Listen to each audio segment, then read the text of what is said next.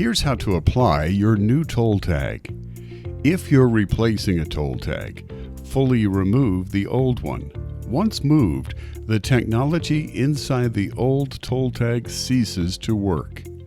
Fully remove the old toll tag. Examine your new toll tag to plan for placement on your windshield. Your vehicle manual will recommend best placement, but beneath your rearview mirror is often the best spot.